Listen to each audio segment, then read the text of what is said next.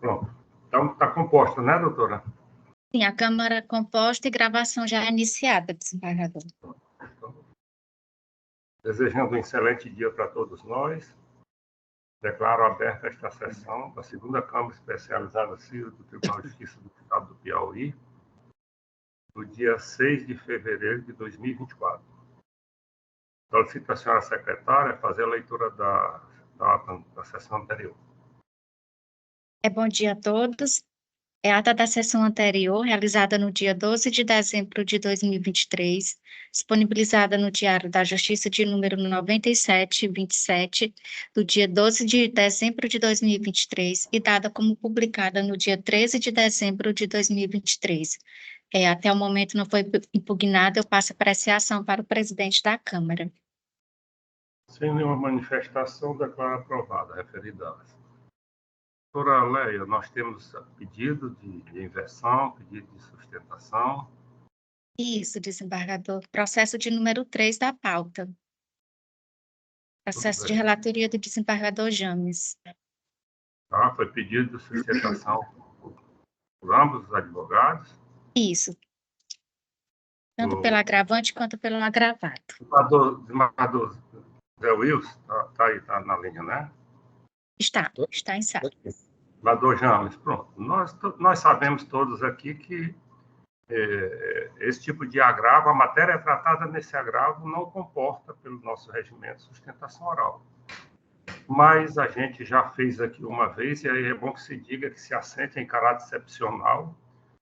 Me lembro bem que até o desembargador Zé Wilson foi instado como relator, se teria alguma objeção, e aí eu passo a palavra ao desembargador Jean para saber se tem alguma objeção sobre a sustentação. Nenhuma, concordo plenamente.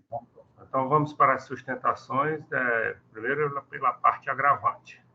Pela parte agravante, é o doutor Joan, é isso, doutor? Se eu me corrigir. Mas você vai pregoar o processo ainda, né? Certo, exatamente. Vamos fazer o pregão. Processo de número 3 da pauta, é o processo 076-0427, dígito 41, 2023, 818-0000, é um agravo de instrumento, origem Teresina, nona vara civil, agravante Servenc Silversan, S.A. Empresas Associadas de Engenharia, advogados Bruno Milton Souza Batista e outros, agravado Leandro Lute Evangelista Silva, advogados Laurindo José Vieira da Silva e outros, e o relator é Vossa Excelência, desembargador James. Pronto, desembargador James. Estou de acordo. Sim, relatório no sistema, né? Já está lá, não é isso? É comigo. Isso. Pelo agravante. Sustentação, 15 minutos, com 12 a doutora Leia. Agora um pouquinho que eu vou fazer esse voto aqui. Vem para cá, porque tem um voto. Esse voto é meu agora. Desculpa, não ouvi. Excelência.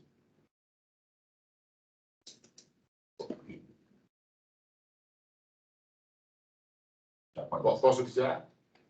Sustentação, né? Pode sim, doutor. Johan Romonai Júnior, o ABDF 42.500. Excelência, o caso que está sob julgamento, a sessão de hoje, diz respeito à escolha de um procedimento de liquidação decorrente de uma ação de conhecimento em que a agravante, então foi condenada por prejuízo decorrente de dano moral e por lucro cessante, decorrente de uma perda de uma chance. Qual era o caso? A Leandro Ludwig, empresa, prestava serviço para a Servenc, então hoje agravante, e teve protestos encaminhados para cartório. Isso teria gerado prejuízo indenizável. A sentença reconheceu que era devida à indenização por dano moral. Fixou em determinado valor, o acórdão do tribunal majorou para, na época, 200 mil reais, que atualizados em 2022 foram pagos cerca de R$600 mil quitados esse valor. Então, dano moral, não há mais questionamento. A sentença rejeitou a condenação em lucros cessantes a título de perda de uma chance, porque a empresa autora, Leandro Ludwig, alegava que deixou, em razão dos protestos, de participar de uma licitação em Itabirito, Minas Gerais. A sentença disse que não havia nenhuma prova da existência dessa licitação, muito menos que a empresa tivesse condição de ser habilitada no processo de licitação, participar, vencer, e também não havia dados suficientes para se apurar o valor dessa indenização, que seria o lucro líquido, ou seja, os valores investidos, despesas, compra de material, pagamento de tributo e, finalmente, o lucro líquido, que seria a parte indenizável. Pois bem, o nosso Tribunal de Justiça reconheceu o seguinte, e fez isso de maneira muito prática. Diz, bom, em relação ao lucro cessante, o caso é de se reconhecer que a inclusão do nome da autora em cadastro de restrição de crédito geraria, sim, poderia gerar dano a título de lucro cessante. O valor será apurado em liquidação de sentença. Então, na liquidação, no cumprimento de sentença, iniciou-se uma discussão sobre o tipo de procedimento, se o comum ou se o por arbitramento. A autora, então agora seria exequente, hoje a autora do cumprimento de sentença, ajuizou o cumprimento de sentença postulando o valor de R$75 milhões a título de lucro cessante, sem nenhuma base fática que levasse a isso.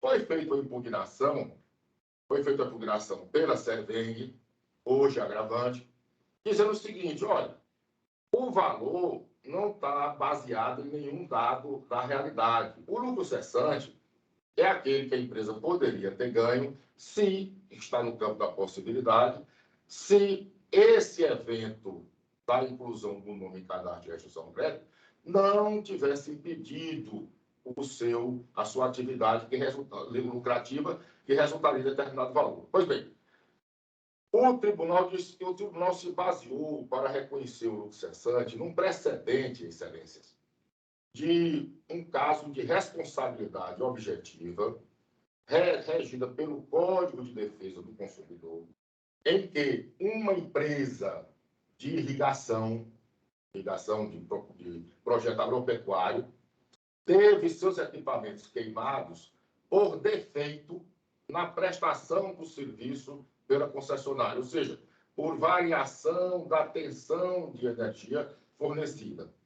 E lá dizia que havia documentos, como a responsabilidade era objetiva, e na realidade havia uma inversão do ônus da prova, e a concessionária não demonstrou que a queima dos aparelhos, dano nos aparelhos, do equipamento, não decorreu de falha na prestação do serviço, ela foi, então, condenada por essa responsabilidade objetiva, doutor Zé Augusto. Então, doutor Dourado, o que é que ela disse no acordo precedente da jurisprudência do próprio tribunal, que foram as razões de decidir do acordo que hoje aparelha o cumprimento de sentença? Doutor Dourado, ela disse o seguinte, olha, nesse caso, havendo documentos contundentes, e esse nome é importante, porque o senhor vai ver que houve uma certa confusão, com todo respeito, da autora, na hora de formular o pedido. Ele disse, olha, havendo documentos contundentes, isso no precedente citado, em outra apelação, no voto. É um precedente, uma apelação cível de 2013, relator, desembargador Fernando Carvalho Mendes, julgado em maio de 2015. Bom, dizia o seguinte, se há provas contundentes dos danos, ou seja, houve laudo dizendo que as barcas foram queimadas. Bom, e não houve prova em sentido contrário, ou prova em sentido contrário da concessionária, então esses documentos são contundentes a demonstrar a existência do dano, até porque a responsabilidade era objetiva. Esse caso é diferente. O acórdão, sabidamente, colheu, e obviamente é por isso que os fundamentos não transitam em julgado, colheu a essência do voto em dizer que há possibilidade, sim, de condenação em lucro cessante, desde que haja um prejuízo e que isso seja provado. O que acontece de diferente nesse caso? É porque a sentença, como a sentença não tinha dados suficientes para tornar líquida a condenação, o tribunal disse então o seguinte: vamos aproveitar o processo de conhecimento, reconhece-se o dano, e esse dano será apurado, inclusive o fato gerador do dano, será apurado, o fato gerador, não o primeiro, o primitivo, que seria a inclusão em cadastro de restituição do crédito, mas os fatos geradores do prejuízo serão apurados em liquidação de sentença. E, sabidamente, inteligentemente, não fixou o tipo de procedimento, porque esse procedimento fixado no acordo da ação de conhecimento não transita em julgado. Nos termos da súmula 344 do STJ, a liquidação feita por modo diverso do estabelecido no título judicial não viola a coisa julgada. Pronto. Então, para que o tribunal ia fixar? Caberia, então, ao juízo da execução fazer a liquidação. Bom, escolher o tipo de procedimento. Nós defendemos que é o comum. Por quê? A necessidade de provar se a empresa tinha condição de participar da licitação, se a empresa, uma vez vencida a licitação, teria condição de tocar a obra, quanto se tinha capital para investir, quanto seria gasto de tributo, gasto de insumos e qual seria o lucro efetivamente apurado. Apresentou apenas os balancetes. A autora, a Ré Serveng, junto com a impugnação, a liquidação, disse o seguinte: olha, na melhor das hipóteses, considerando apenas os parcos dados que existem no processo, que são demonstrações de balancetes, demonstrações contábeis, seria um prejuízo em torno de 4 milhões se ela continuasse a crescer e tivesse um desempenho de um unicórnio desses aí da área de informática, que de uma hora para outra gera bilhões de lucro. Bom, o juiz, então, Sua Excelência, o juízo do cumprimento de sentença, entendeu como a parte disse que concordava com 4 milhões, resolveu por bem extinguir a execução ou a liquidação em razão de um acordo que não houve. Não houve acordo. Há uma pretensão resistida quanto ao tipo de cumprimento de sentença, tipo de liquidação. A parte apenas mencionou, caso houvesse uma liquidação, seja por arbitramento, seja por um procedimento comum, com os dados então existentes, era possível que se chegasse com todo esforço a 4 milhões. E aí, veja bem, como é que você está cobrindo, Excelência? Chama a atenção, como é que você está postulando 75 milhões e, de repente, se concorda com 4? Há alguma surpresa nisso. Obviamente, a pessoa abre mão do valor que entender devido, certamente. Mas a distância era muito grande. Por isso que não tinha fundamento a apuração de 75 milhões. Bom, a questão que foi levada ao tribunal foi exatamente essa. A decisão agravada, por fim, determinou o depósito de 4 milhões e tanto, chega a corrigir de 5 milhões. Houve um agravo, houve um indeferimento inicial de um efeito suspensivo, posteriormente foi concedido no mandado de segurança ajuizado contra a decisão negativa do tribunal. E o fato é que o juízo da execução condicionou o levantamento ao valor, à prestação de caução. Então, hoje tem um valor depositado de 5 milhões e se discute o seguinte: o caso era de extinção do procedimento de liquidação de sentença escolhido pelo autor por inadequação ao caso. Ele apresentou uma liquidação por cálculo do contador, quando deveria ser feita pelo procedimento comum, nos termos do artigo 510, ou ou nos termos no máximo termo de arbitramento. Cândido Rangel Dinamarca, Excelência, diz que quando há um fato a ser provado, e esse fato novo a que se refere o Código de Processo, não é fato desconhecido na ação de conhecimento. Os senhores vão me permitir ler a lição do professor Cândido Dinamarca.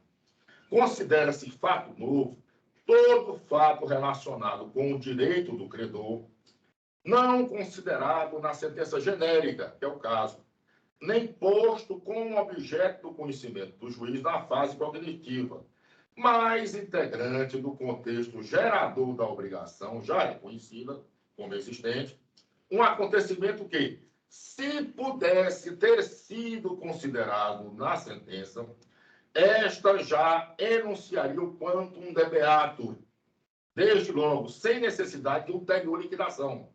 Não importa se esse fato ocorreu antes ou depois da prolação da sentença.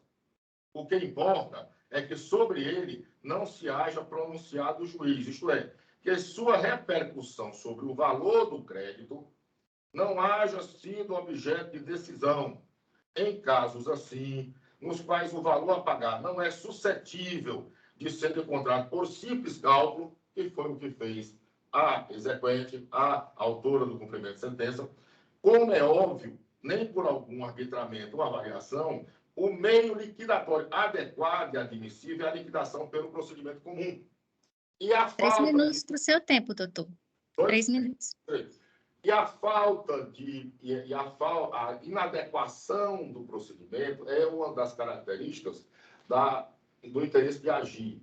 Interesse de agir, o senhor me perdoe, eu não estou aqui para dar lição, pelo amor de Deus, a eminentes desembargadores, extremamente preparados, mas eu estou aqui fazendo só para conclusão do raciocínio. Pede-se a extinção da liquidação por arbitramento, ou a liquidação por cálculo do contador, que foi o que aconteceu, considerando a inadequação desse procedimento para liquidar o acórdão. Caso negativo, que se aproveite o procedimento e o juiz, que é o diretor, o presidente do processo, determine a liquidação por cálculo pelo procedimento comum, onde serão aprovados esses fatos novos, como diz Cândido Dinamarca, não os fatos que não estavam no processo, mas fatos que geraram prejuízo, ou então, na pior das hipóteses, uma liquidação por arbitramento, que seria, na verdade, uma perícia. Feita uma perícia para encontrar esses valores, e tudo está no campo da hipótese, porque é lucro cessante. Muito obrigado. Pois não, doutor. Vamos à sustentação da parte adversa, gravado. Bom dia, desembargador Dourado, Fábio Veloso pelo agravado. Cumprimento a Vossa Excelência, presidente da Segunda Câmara Especializada Civil. Cumprimento o desembargador Zé Wilson. Cumprimento o desembargador José James. Cumprimento meus colegas advogados aqui presentes, doutor Bruno Milton e doutor Monay.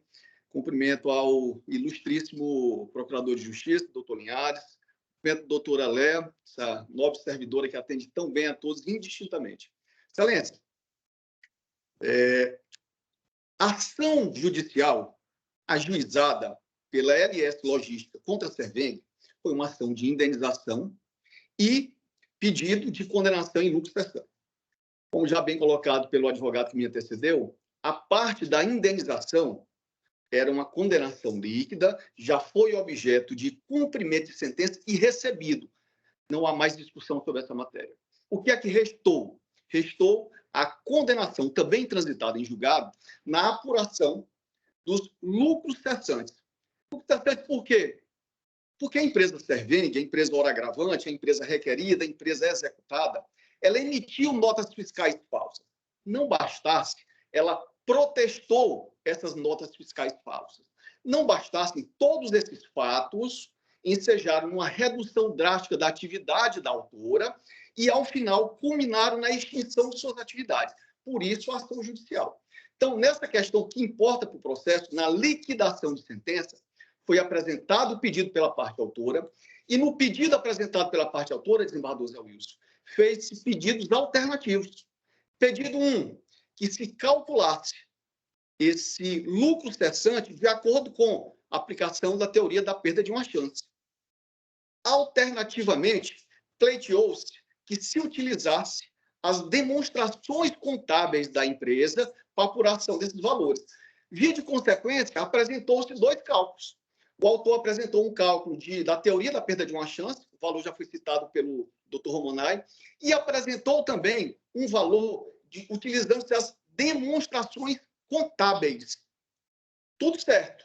Nesse momento está tudo certo, até que o juízo de primeiro grau recebe a liquidação de sentença em novembro de 2022, excelência. Se quiserem verificar, o processo certamente está aberto, é o ID 34.011.395. O que disse o juízo de primeiro grau ao receber a liquidação? Coaduna-se ao caso dos autos o procedimento de liquidação por arbitamento.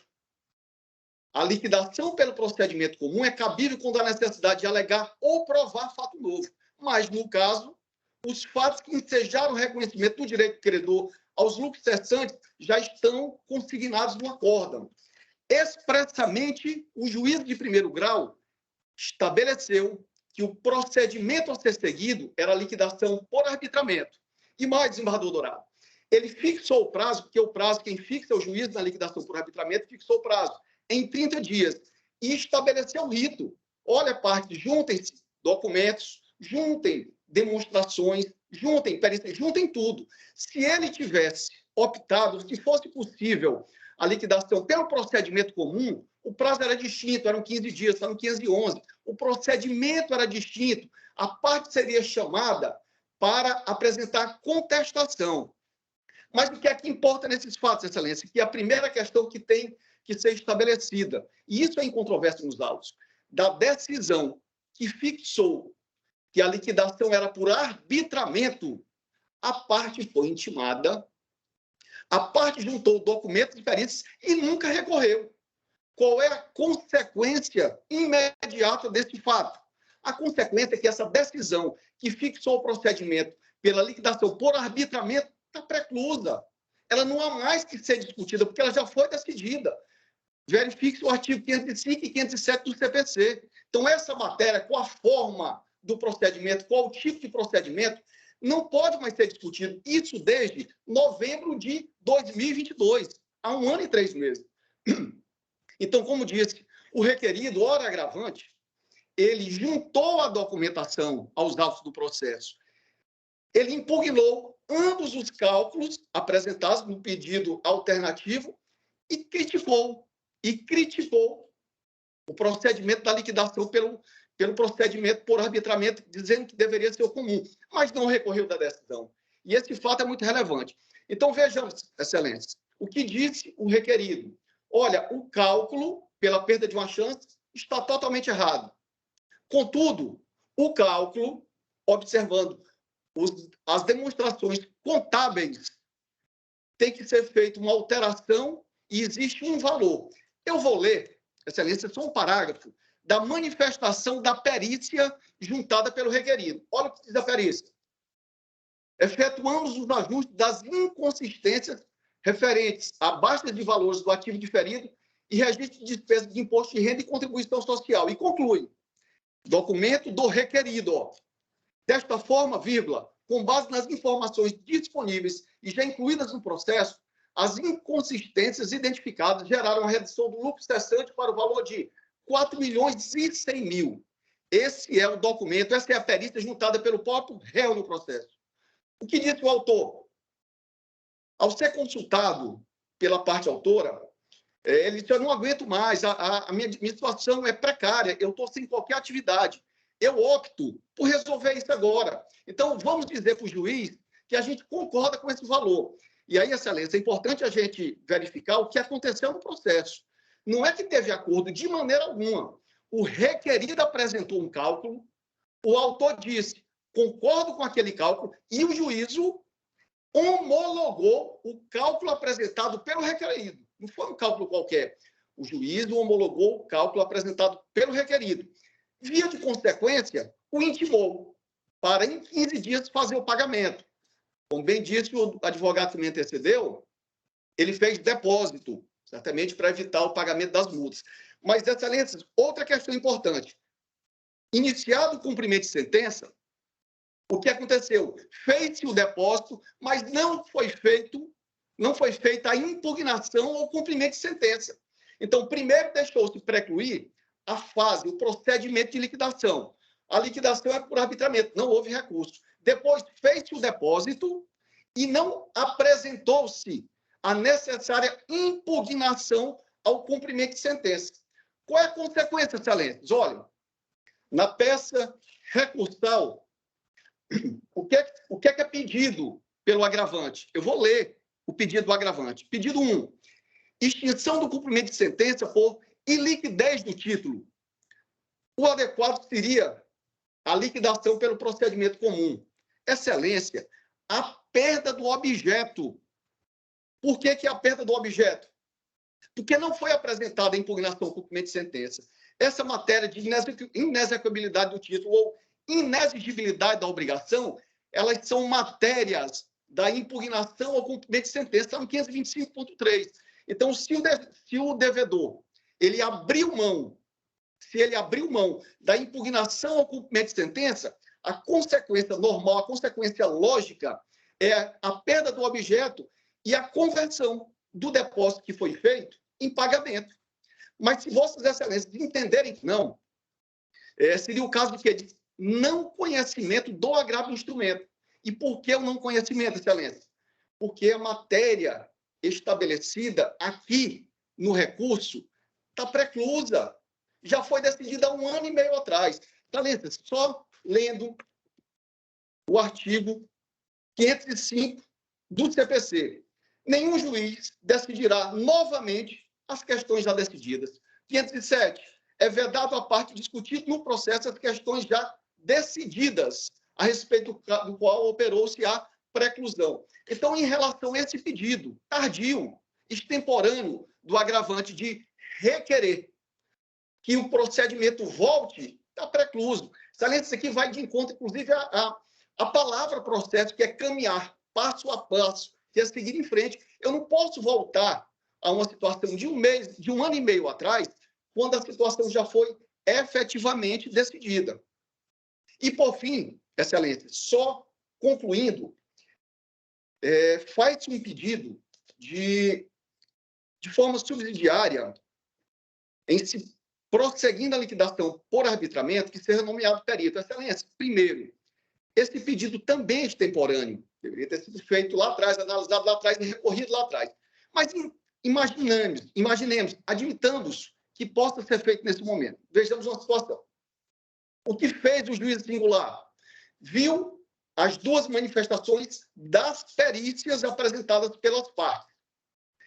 A parte autora disse, concordo com o valor apresentado pelo réu. E o juiz disse, eu homologo, então, o cálculo do réu. Para quê? Que o juiz do singular iria chamar uma perícia. A perícia é obrigatória? Não é obrigatória. Diz o Código de Processo Civil de novo. Vamos lá recorrer a ele mais uma vez. Na liquidação por arbitramento, o juiz intimará as partes para apresentação de parecer e documento e, caso não possa decidir de plano, é que vai nomear juiz. Para que ele vai nomear um perito, Excelência, se a perícia apresentada pelo próprio réu foi aceita pela parte autora? Então, o que é que nós temos? O procedimento da liquidação por arbitramento. Não se pode mais discutir, porque as partes deixaram transcorrer o prazo para tanto.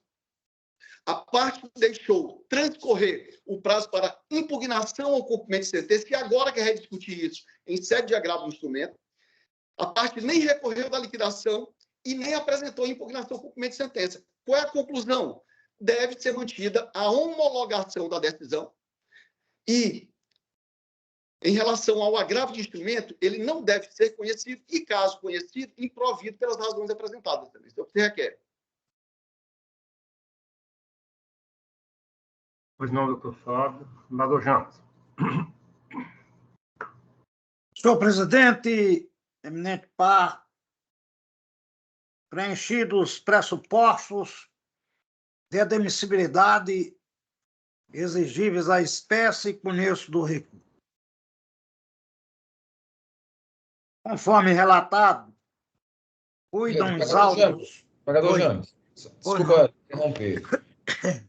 Foi levantado pelo advogado dos exequentes a preliminar de não conhecimento do recurso, né? E aí nós temos que deliberar logo, a meu ver, se a Câmara conhece ou não conhece do recurso. Pois eu estou conhecendo, então, ao seu presidente para submeter a apreciação. Então, pronto. Muito obrigado, senador Zé Wilson. Me passou aqui. A preliminar, né, em relação à preliminar, o relator. Estou conhecendo do recurso. Entendo que preenche os requisitos de admissibilidade. Tudo bem, eu acompanho Vossa Excelência, senador Zé Wilson. Eu vou acompanhar também, porque o principal argumento pelo não conhecimento seria a preclusão. Mas eu entendo que isso estaria mais ligado a pressupostos intrínsecos do recurso do que extrínsecos, e se confunde, em parte, né? Pelo menos em parte, se confunde com a própria discussão de mérito. Então, eu estou conhecendo do agravo também. Perfeito. Então, fechada a preliminar. Conforme relatado, cuidam os autos de agravo de instrumento interposto contra a decisão proferida nos autos do procedimento de liquidação de sentença, de número terminação 140, que homologou, para fins de liquidação de sentença, o cálculo contido em parecer técnico apresentado pelo executado, e julgou procedente a liquidação de sentença, a fim de reconhecer a quantia de R$ 4.145.418,71, devida à parte autora, a título de perda de chance, conforme determinado no acórdão que reformou a sentença objeto da liquidação. A referida decisão também determinou a intimação da executada Servem Civilsan, Sociedade Anônima e Empresas Associadas de Engenharia, executada por meio do advogado cadastrado para efetuar o pagamento da dívida de R$ 4.145.418,71, no prazo de 15 dias. O agravante alega, em síntese, que a decisão recorrida viola os artigos 525, parágrafo 4º e 526, parágrafos 1º e 2º do CPC, que foram também identificados erros crassos de contabilidade que inflam o lucro nunca obtido pela agravada, o que impedira o acolhimento do pedido de liquidação apresentado, que a liquidação deveria ser feita pelo procedimento comum, que o cumprimento de sentença deveria ser extinto por falta de interesse de agir, trazido na falta de liquidez do título judicial. Sem razão, o agravante. Não obstante as alegações do recorrente de que não haveria lucros cessantes a serem liquidados, constata-se que o título executivo judicial foi claro ao condenar o requerido nessa espécie de perdas e danos, não cabendo à parte executada negá-los em sede de cumprimento de sentença. Sobre esse ponto, registre trecho do título executivo judicial. A respeito do direito de lucros cessantes levantado pelo recorrente, temos que esse Tribunal de Justiça reconhece a aplicação da teoria da perda de uma chance quando se vislumbra o prejuízo da vítima, ainda que não seja um dano certo e determinado, ocasionado pelo ilícito de outrem, que faz com que a pessoa perca uma oportunidade de obter uma vantagem ou uma situação futura melhor. ensejando, por isso, a indenização pelos danos causados. Esta Corte de Justiça, inclusive, entende que os documentos contundentes juntados nos autos podem demonstrar que o investimento iria implementar a produção com consequente aumento do retorno financeiro, sendo devido o pagamento dos lucros cessantes. Procedimento de liquidação a ser articulado para a apuração do montante indenizatório corresponde aos lucros cessantes, não requer a comprovação de fatos novos, de modo que a utilização da liquidação por arbitramento coaduna-se com os ditames legais, somada à desnecessidade da comprovação de fato novo. Tem-se que o executado, ora agravante, apresentou parecer técnico no qual reconheceu o valor de R$ 4.145.478,18 R$71 a título de lucro cessante, montante acolhido pelo exequente e homologado pelo juiz, tornando líquido o título executivo. Por essa razão, entendo razoável a condenação da apelada pela responsabilidade dos lucros cessantes da demandante, sendo o montante indenizatório a ser apurado em liquidação de sentença. A PTJPI, apelação cível número 812/96 de nossa relatoria. Realça-se que, requerida a liquidação, o juízo a definiu o procedimento a ser adotado nos seguintes termos. Coaduna-se, ao caso dos autos, o procedimento de liquidação por arbitramento, na medida em que a liquidação pelo procedimento comum é cabível quando há necessidade de alegar ou provar fato novo. E, no caso dos autos, os fatos que ensejaram o reconhecimento do direito do credor aos lucros cessantes já restaram consignados no acórdão transitado em julgado. De fato, no caso em apreço, a utilização da liquidação por arbitramento coaduna-se com os ditames legais, pois a apuração dos lucros cessantes não requer comprovação de fatos novos. Nesse sentido, agravo de instrumento, liquidação da sentença, decisão que determinou a liquidação por arbitramento, objeto, apuração de lucros cessantes. Recurso não provido de relatoria aqui de José Maria Câmara, órgão julgador, 8ª Câmara de Direito Público, TJ São Paulo. A respeito dessa modalidade, dispõe o artigo 510 do Código de Processo Civil. Na liquidação por arbitramento, o juiz intimará as partes para apresentação de pareceres ou documentos elucidativos no prazo que fixar e, caso não possa decidir de plano, nomeará perito, observando-se, no que couber, o procedimento da prova pericial. Extrai-se do referido dispositivo que a prova pericial pode ser dispensada, conforme ensina a doutrina.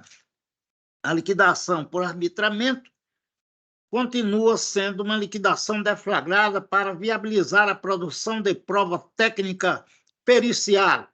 Sucede que essa prova pericial pode ser dispensada caso o juízo se sinta em condições de decidir, com lastro nos pareceres técnicos e documentos eventualmente trazidos em autos pelas partes. Artigo 472 do CPC diz que o juiz poderá dispensar prova pericial quando as partes, na inicial e na contestação, apresentarem sobre a questão de fato pareceres técnicos ou documentos elucidativos que considerar suficientes. No artigo 510, o legislador autoriza que o juiz faça o mesmo dispensando a prova pericial, sem entender que a questão cuja análise exige conhecimento técnico esteja suficientemente provado por laudos particulares e documentos. Em curso de Direito Processual Civil, execução, Didier Júnior, Leonardo Carneiro da Cunha, Paulo Sarno Braga, Rafael Alexandre de Oliveira, 7ª edição, Salvador. No caso dos autos, o juiz decidiu de plano e homologou a quantia de R$ 4.145.418,71.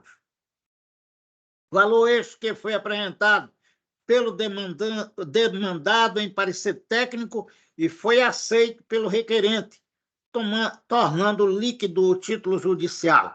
Portanto, não há que se falar em extinção do cumprimento de sentença por liquidez do título judicial. Ante o exposto, nego provimento ao agravo para manter a decisão agravada, prejudicada agravo interno. É o voto, senhor presidente. No nome do Badu James, eu acompanho Vossa Excelência. Realmente, aí o forte disso aí é essa perda do prazo do trânsito em julgado dessa decisão que fixou exatamente o mote de como seria a liquidação e que pese as partes remontarem a questão meritória lá, remota. É assim que eu acompanho Vossa Excelência. Mademoiselle Wilson. Senhor presidente, ouvi atentamente as duas sustentações orais, já tinha compulsado aqui o processo, o voto do desembargador James, e, de fato,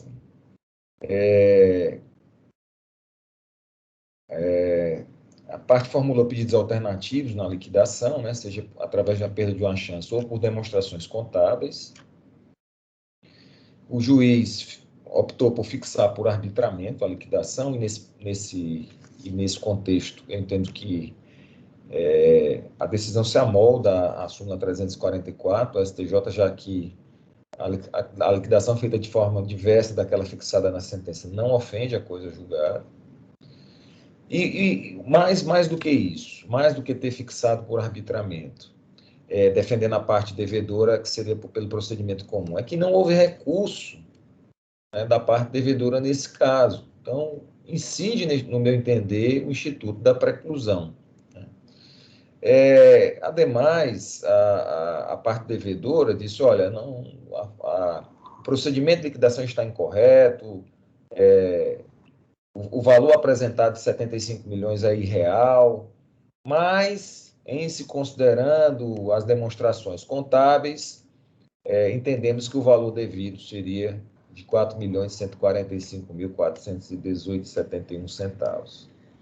E, ao ser depositado esse valor, que ficou, ao meu ver, incontroverso, ainda que se prosseguisse a discussão, né, sobre o remanescente, que poderia tê-lo feito a parte credora, não houve uma impugnação ao cumprimento de sentença. Então, novamente, a parte devedora, com todas as vênias, deixou aí essas insurreições transcorrerem em autos. Então, não havendo valor incontroverso, não havendo impugnação, incide naturalmente o artigo 523, inciso 3º do CPC, tornando-se o depósito devendo se tornar o depósito em pagamento. Então, senhor presidente, diante do que aconteceu neste procedimento, neste caso, eu acompanho o eminente relator. Eu proclamo o resultado. Tribunal, unanimidade nos termos do voto do relator, afasta a preliminar de não conhecimento do recurso e no mérito lhe nega provimento. Doutora Leia, seus advogados, bom dia, nós vamos prosseguir aqui. Doutora Leia, vamos agora para o processo de número 1, desembargador.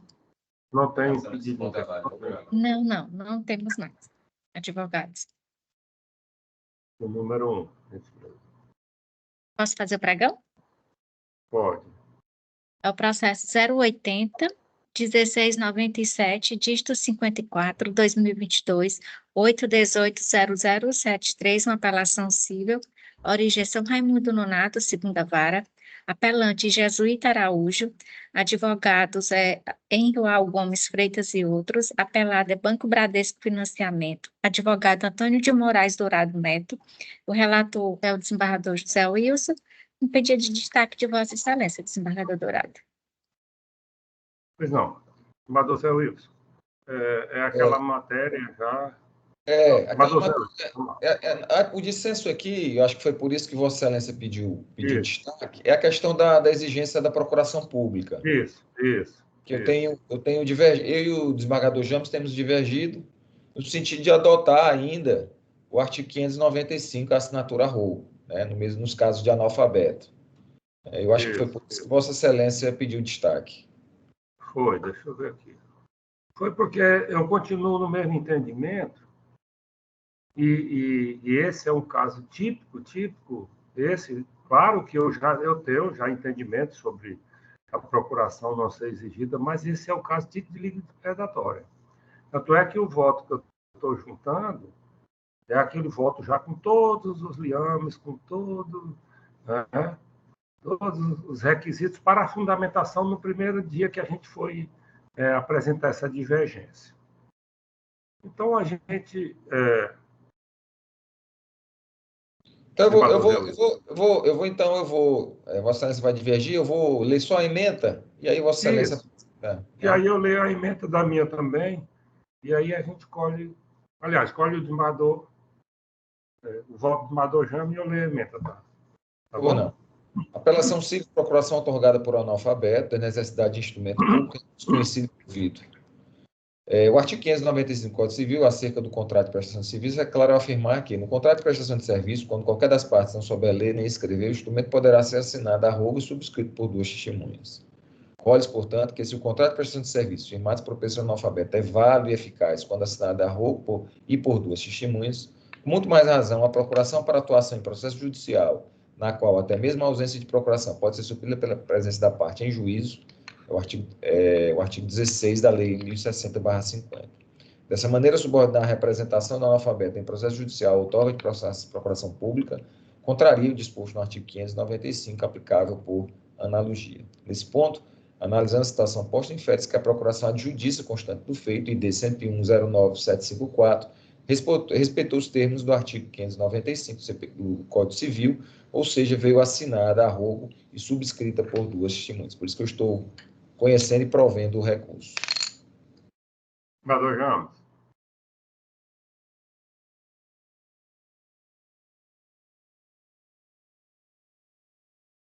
Desembargador James? Acho que ele levantou da cadeira. Desembargador Zé Wilson, é aquela mesma coisa, o voto ele é igualzinho aos outros que a gente apresenta, são realmente a declaração de relação jurídica, a procuração particular otorgada, analfabeto, a necessidade de instrumento público, intimação para regularização, inércia, ausência de pressuposto válido, regular de processo, extinção sem resolução do mérito. Curso conhecido e improvido. É exatamente aqueles fundamentos, foi chamada a parte, não silenciou, nem a declaração de que ela venha a suprir também. Então, é nesse fundamento. Vamos só pegar o voto do desembargador James, porque como ele, Vossa Excelência já disse, ele vem acompanhando. Vamos pegar e a doutora Leia proclama o resultado e a gente já convoca para... Eu acompanho. Acompanha o relator. Sim. Pronto. Então, proclama o resultado. Tribunal, por maioria... É uma apelação, fica adiado para a próxima com a convocação de mais 2 desembargadores. Isso, o resultado só estou proclamando, né? Porque foi exatamente em razão do voto divergente, Vossa Senhoria convoca já para ampliação de quórum. Desembargador Dourado. Oi. Eu queria só aproveitar esse ensejo, esse destaque que Vossa Excelência fez, que foi pertinente, né, para ver se a gente consegue uniformizar, mas em relação a essa matéria ainda não é possível. Mas, assim, nós temos visto pela pauta, sobretudo pela pauta virtual, muitas divergências nossas em relação ao quantum das indenizações por dano moral devidas nesses casos de empréstimo consignado. Nós temos aplicado aí, nós reduzimos de 5 para 2 mil já há algum tempo, e o desembargador James também reduziu de 5 para 3 mil, né? Mas aí nós temos ainda essa pequena divergência entre 2 e 3 mil reais. E eu queria propor da gente chegar a um consenso, né, sobre o valor dessa indenização, para que a gente não tenha que ficar fazendo voto divergente aí em vários processos só por conta disso. E nem chamando os colegas para ampliação do fórum qualificado, de custo, né? A diferença é mínima, né, de R$1.000. Então, ou a gente acresce aí para 3 mil, ou o desembargador James decresce para 2 mil. Eu quero uniformizar o entendimento e, para mim, os dois posicionamentos. Entendi. Né? E a gente porque as outras câmaras... A posição aí, eu acompanho a Maurinho, os dois aí, estou de acordo com os senhores. Vamos deixar em 2 mil, porque com as outras câmaras, parece que mais duas estão realmente, né, desembargador Zé Wilson? Não, eu concordo com você. Eu concordo com os senhores, não se preocupe, não. Não tem problema. Então, vamos estabelecer, então. Já avisa a assessoria. Então, James, oriente sua assessoria a partir de agora para minutar em R$2.000. Isso. Então, não, foi só um adendo, tá certo. Vamos para o outro processo em que eu sou relator, não é isso? Isso. É o processo de número 2.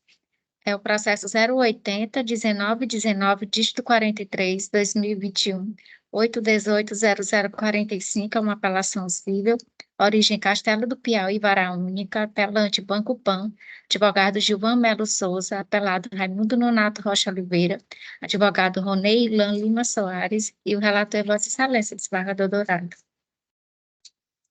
Não, o relatório está no sistema, desembargador Zé Wilson, desembargador James. É aquela situação, eu acho até que o desembargador Zé Wilson tem uma linha contrária, mas inclusive eu estou na esteira de recente decisão do STJ, né, permitindo a questão do contrato, a parte entra com a nulidade de repetição de débitos, danos morais, revelia.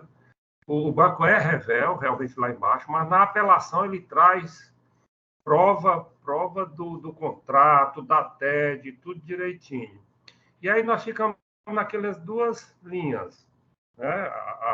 Vamos dizer assim, a mais tradicional, a mais que vinha sendo adotada, é de que reconhecer que, como foi revel, não adianta trazer esses elementos no segundo grau. E a gente vai pela questão do princípio da verdade real, né? Traz elecando exatamente. E quando, já aqui em segundo grau, a gente já toma conhecimento, a parte mostra que efetivamente houve contrato, recebeu dinheiro e estava em juízo litigando, né, sobre esse débito, débito que não existia essa relação jurídica, e a gente caminha nesse sentido. Ressalvando, o nosso voto sempre está trazendo esses escolhos de outros tribunais, inclusive, de Alagoas, tem o Tribunal de Justiça de São Paulo, tá? Mas é a linha mesmo do STJ. Aí, se Vossa Excelência me permite, eu leio só a emenda, e se concluo. Tá certo? Civil consumidor, processual civil, apelação civil, ação declaratória de nulidade de repetição de indébito, acumulada com danos morais, revelia, juntado de documentos em sede de apelação pelo réu revel, possibilidade, precedentes do STJ, contrato de empréstimo consignado, fraude suscitada, não ocorrência, comprovação da contratação e da transferência de valores, ônus da instituição financeira, sentença reformada, apelação civil conhecida e provida. 1.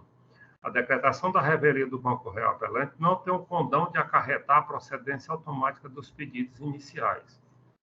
2. relativização da revelia. A revelia induz apenas a presunção relativa de veracidade dos fatos alegados na inicial, podendo o julgador, à evidência do que consta nos autos, que é o caso, convencer-se de que a parte autora não tem direito ao que postula em juízo, conforme o artigo 3454 do CPC.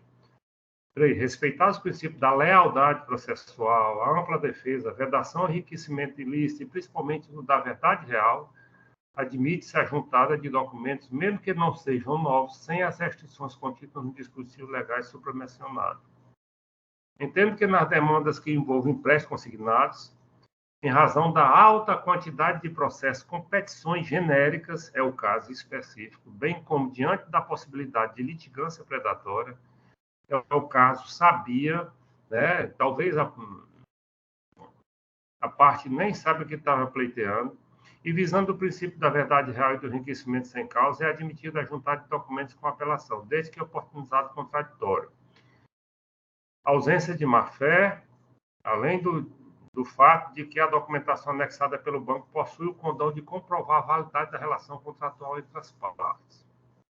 5. Sendo os documentos apresentados pelo banco revelam de grande relevância para o deslinde da controvérsia, e ainda tendo em vista que o processo não é um fim em si mesmo, pois sua finalidade substancial é a resolução dos conflitos e a consequente entrega da prestação judicial, os documentos devem ser analisados, pois o julgador deve buscar a verdade real, promovendo o contraditório. 6. Constato que ficou comprovada a disponibilização do numerário e a legitimidade dos descontos realizados ao longo do período do benefício da parte autora, hipótese em que não ocorre violação da súmula 18 do nosso tribunal. Então, a apelação conhecida e provida. A conclusão é exatamente essa. Conheço da apelação e no mérito, né, do provimento, conheço da apelação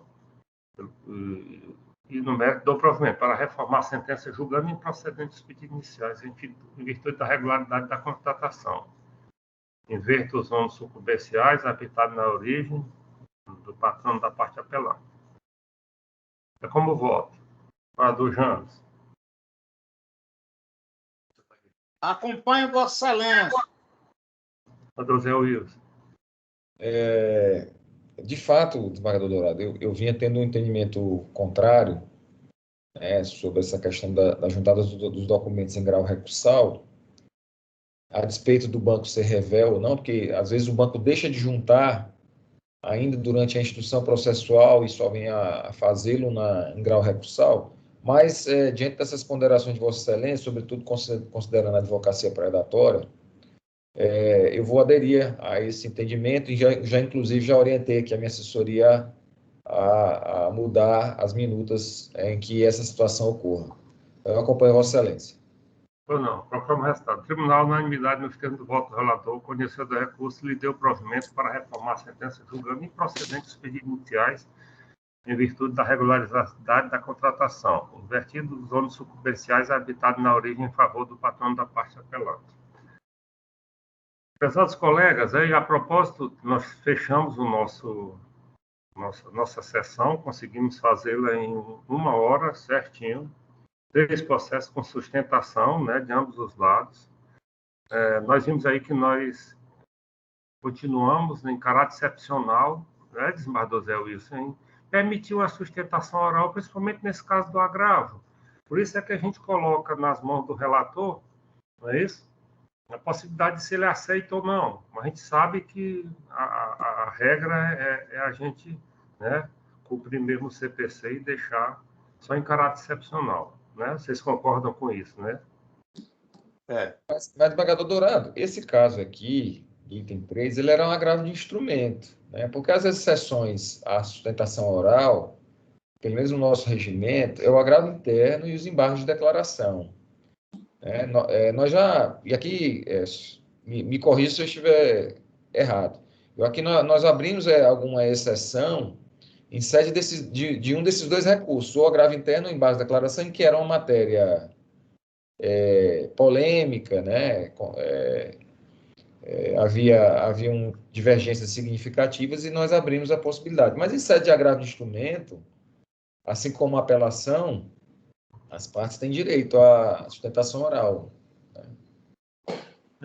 Então eu devo estar equivocado, realmente. Eu devia estar na cabeça em relação. Oi. É isso mesmo. Não é? Então pronto. Então não tem discussão sobre isso. Deixa eu só fazer mais uma ponderação aqui, desembargador Dourado. Eu vi agora aqui, analisando alguns precedentes do STJ sobre embargos declaratórios, que há vários precedentes do STJ dizendo o seguinte: se houver previsibilidade de efeitos modificativos em sede de embargo, que venha a modificar a decisão de mérito, também deverá haver ampliação de quórum. Não sei se eu me fiz entender. Porque nós temos aplicado o quórum só no julgamento do recurso principal, por exemplo, em apelação, né? Mas se a apelação for julgada à unanimidade e prolatado um determinado acordo, e depois sobrevier embargos declaratórios em que o relator venha prever a possibilidade de efeito significativo e assim decida o órgão julgador pela concessão de efeitos infringentes àquele acórdão unânime, né,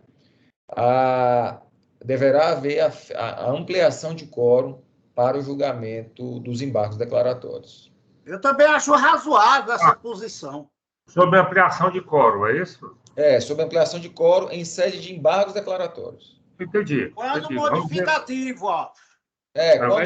Quando modificativo, ó. Isso foi decisão recente, não é? É de 2022, esses precedentes. Isso. Já tem até algum tempinho, porque eu tomei conhecimento agora há poucos dias. Tem que ter também agora, que pode vir para nossas câmaras, né? É o problema do caboclo com 70 anos poder casar sem ser com separação de bem, desde que ele concorde. Mas é verdade. Depois de 70, ele querendo fazer um acordo para fazer com comunhão parcial de bens, ele pode fazer doravante. Decisão recente do tribunal. Aquilo era um preconceito contra velho, desembargador. Vamos lá, nós estamos falando. Velho. É ou não é? Nós estamos falando, desembargador Zé Wilson, sobre a história da ampliação de quórum, não é isso? Isso. Nós temos um acórdão à unanimidade. Claro que se não for a unanimidade, vai um acordo de uma apelação. Nós vamos ter que trazer ampliação. Vale dizer o quê? Não tem discussão que na ampliação, qualquer embargo de declaração dessa decisão, na ampliação, não. Eu falo em acordo unânime, certo? Havendo embargos declaratórios com efeitos infringentes, tem que haver ampliação de quórum. É isso que eu digo. Tá. Então quer dizer, nos embargos de declaração, né, de uma decisão unânime do colegiado. E aí é onde que nós faríamos, na hora que o relator vislumbrar que tem isso, e a gente vai concordar. Ele vislumbrando, porque ele já leva essa questão para a sessão, mas sobretudo na hora do julgamento, né? Porque na hora do julgamento é que vai se definir se há efeito modificativo ou não. Em havendo um efeito modificativo daquela decisão unânime do acordo embargado, é necessária a ampliação de quórum. Pois é, aí nós convocaríamos depois a ampliação de quórum, né? Como nós fazemos na apelação, por exemplo. Entendi. Isso não está no regimento interno, né? Foi decisão recente. Isso são precedentes do STJ. Eu vou mandar para você e para a assessoria do desembargador James aí. Isso. Manda aí, porque a gente já alinha isso aí, né? Com base nesse entendimento, né? Tranquilo. Tá bom?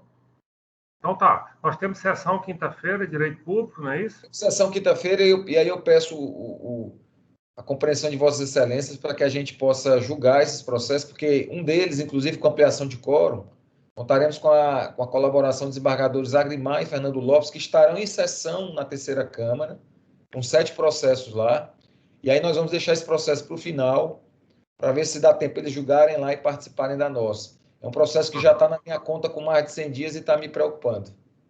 Isso, é compreensível isso aí. Tá certo.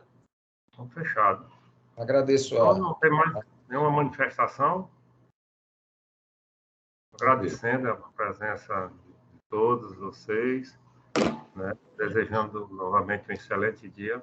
Nós declaramos encerrada a sessão. Pode encerrar, doutor. Bom dia a todos. Bom dia, desembargador. Bom dia. Bom dia.